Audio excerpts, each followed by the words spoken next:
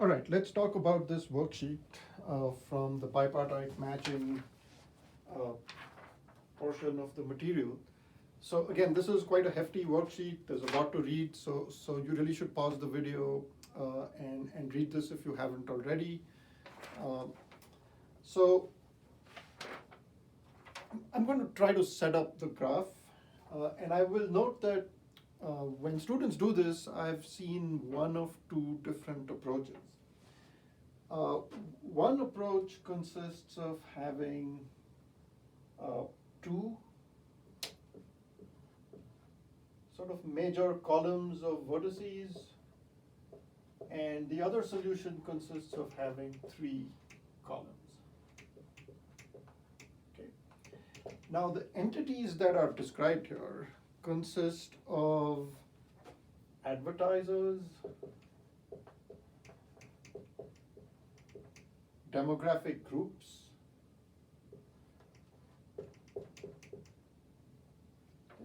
and users. So these are the three entities, and that's why one solution has three columns.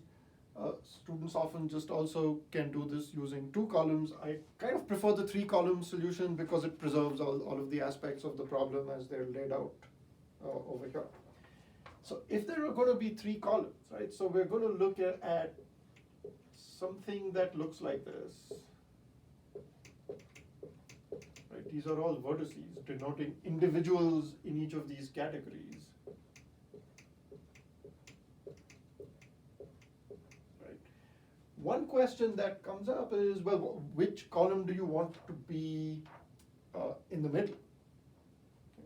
Which column has connections to both users and advertisers? And the answer ends up being groups. Okay. So I would put the groups here.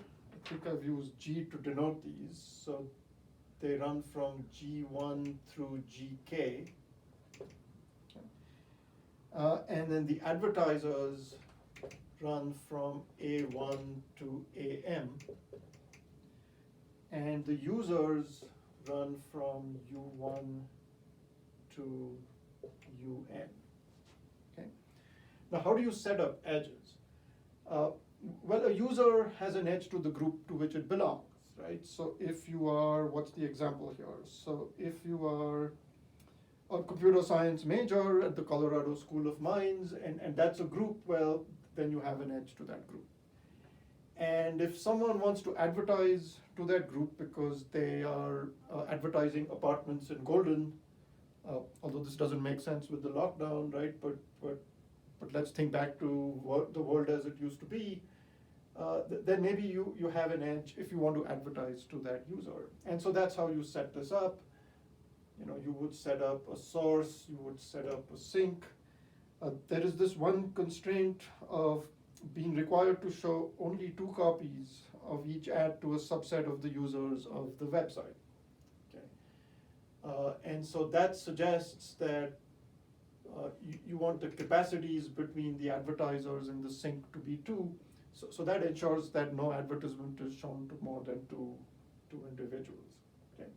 If you do the two column approach, the way that you would do that is to actually get rid of the middle column. So again, I prefer this, right? But you could just do it by having users and advertisers. And a user has an edge to an advertiser if the user belongs to a group that the advertiser wants to advertise to. So you could kind of pre-process that to create these types of edges. And then once you have that, you run a max flow algorithm. And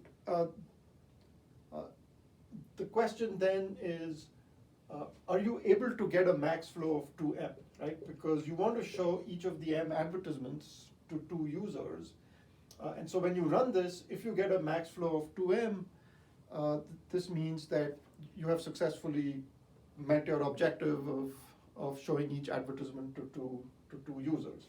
If you get a max flow less than 2M, it means that some advertisements didn't get shown as often as you might have wanted to. Okay, that concludes this worksheet.